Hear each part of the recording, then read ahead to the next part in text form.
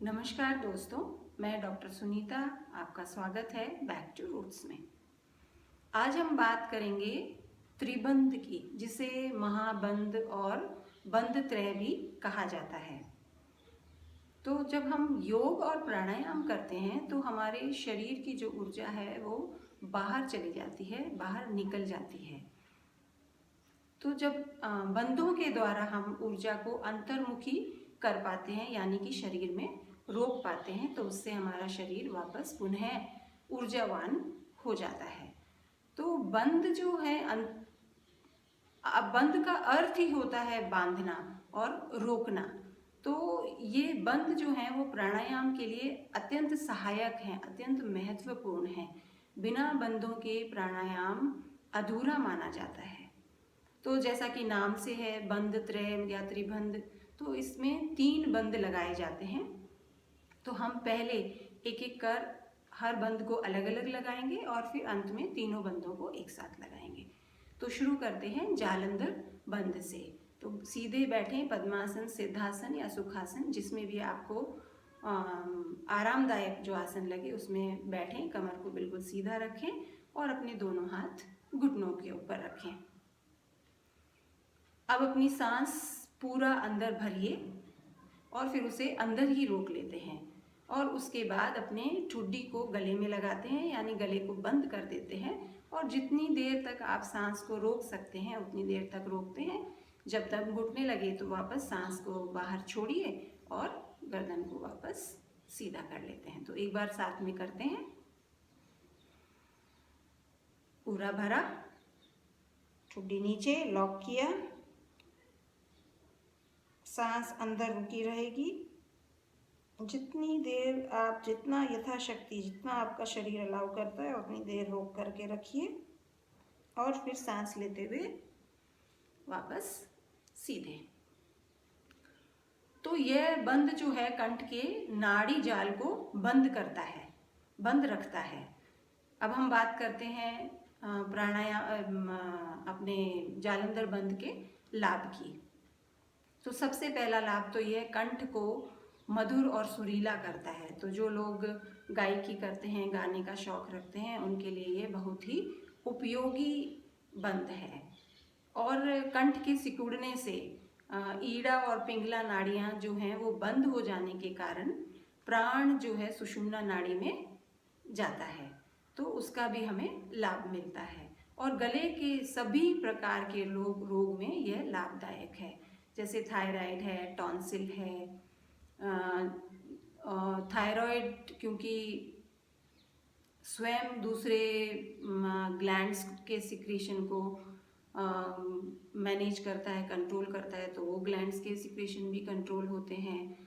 और जो गले में हमारा विशुद्धि चक्र भी होता है, विशुद्धि चक्र को यह जागृत करता है। तो यह था जालंधर बंध और उसके लाभ। दूसरा बंध है उड्डयन बंध। तो जिस प्रक्रिया में प्राण जो है ऊपर उठकर सुषुम्ना में जाता है उसे उड्डयन बंध कहते हैं। तो ये खड़े होकर और बैठकर दोनों प्रकार से किया जा सकता है। तो हम बैठकर करते हैं। सीधे बैठे रहेंगे, दोनों हाथ आपके घुटनों पर रहेंगे और सांस को पूरा बाहर निकालकर अपना जालंधर बंध लगाएंगे और फिर पेट को अंदर खींचेंगे, पूरा इतना अंदर खींचेंगे कि वो पीठ तक लग जाए आपका पेट, और सांस को उसी तरीके से बाहर रोके रखेंगे। जितनी देर आप रोक सकते हैं उतना रोकेंगे और फिर पुनः सांस को लेते हुए वापस नॉर्मल उसमें आ जाएंगे। तो एक बार हम साथ में करते हैं। सांस को पूरा बाहर निकालें, जालंधर बंध लगाया, पेट को अंदर खींचें,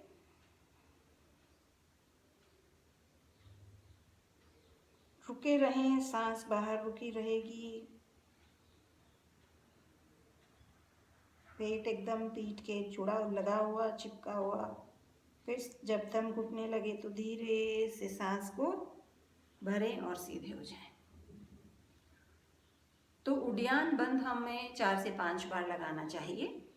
अब हम बात करते हैं उड्डयन बंध के लाभ की। तो पेट से संबंधित किसी भी प्रकार के रोग में, सब प्रकार के रोगों में उड्डयन बंद से लाभ होता है।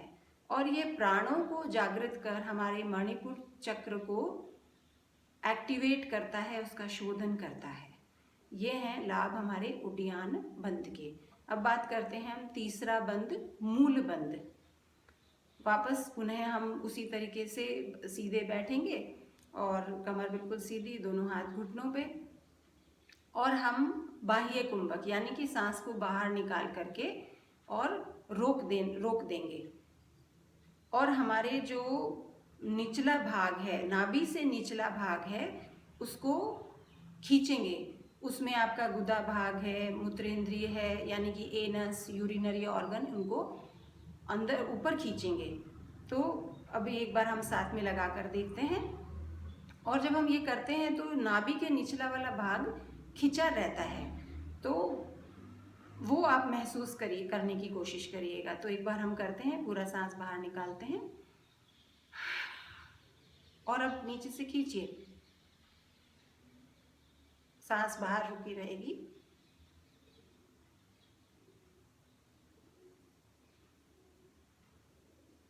और फिर धीरे से सांस लेते हुए बंद को छोड़ दें।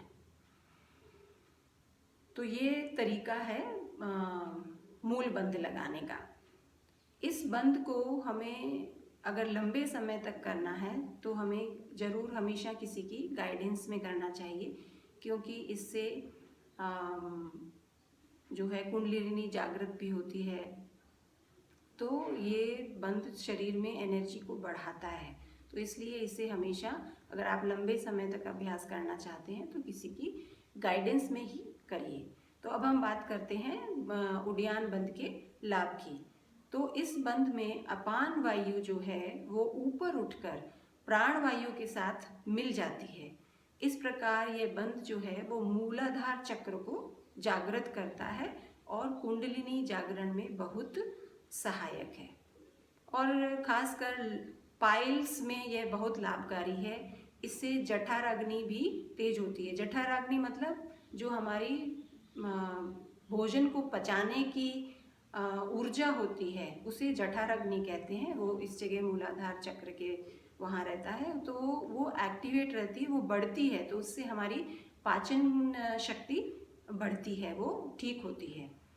तो ये हुए इसके उड्डयन बंद के लाभ।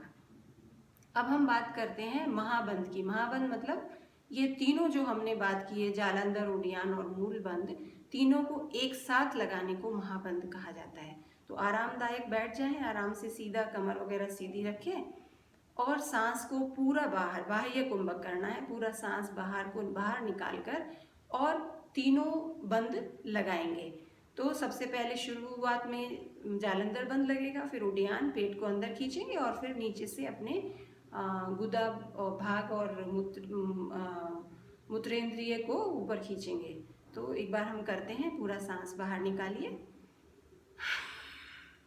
जालंधर बंद लगाया, अब उड्डयन लगाएं, पेट को अंदर खींचें, फिर नीचे से अपना एनस और वो खींचें।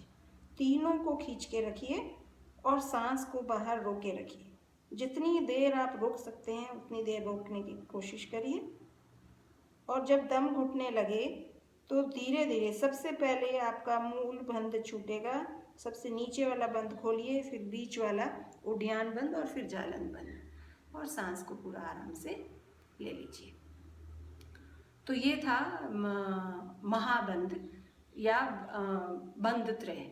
तो इससे जो लाभ होता है, महाबंद में हमें ईड़ा, पिंगला और सुषुम्ना नाड़ी का संगम प्राप्त होता है। तो हमारी ये तीनों नाड़ियाँ बैलेंस होती हैं, इनकी वर्किंग बैलेंस होती है, ये एक्टिवेट होती हैं और हमें इसका बहुत ही अच्छा लाभ होता है। तो ये था हमारा महाबंद।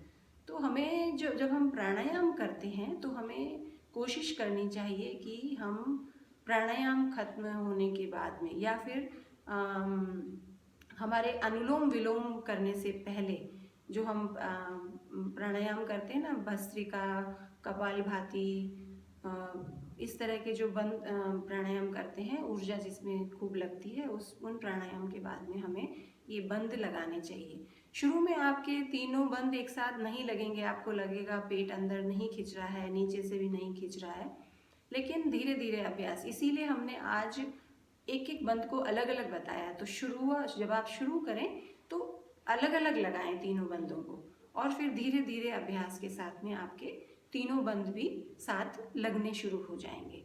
तो ये बहुत अच्छा तरीका है अपने शरीर की ऊर्जा बनाए रखने का।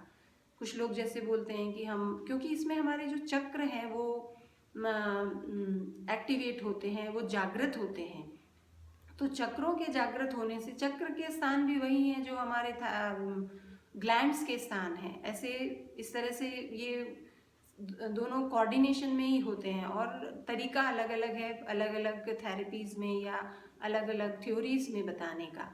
तो इस तरह से ये लाभदायक है, हमें ज़रूर रोज़ अभ्यास करना चाहिए। कम से कम हम महाबंद अगर लगा रहे हैं तो 5 बार रोज़ महाबंद लगाएं, तो आप फ़र्क देखेंगे कुछ दिनों में आपके शरीर की ऊर्जा बढ़ गई है, आपको थकान कम आएगी, आप दिन भर पूरे ऊर्जावान बने रहेंगे।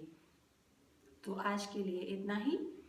अगर आपको आज का हमारा वीडियो पसंद आया हो तो लाइक करें, शेयर करें और सब्सक्राइब करें। अगली बार तक के लिए प्रकृति से जुड़े रहें और खुश रहें। नमस्कार, धन्यवाद।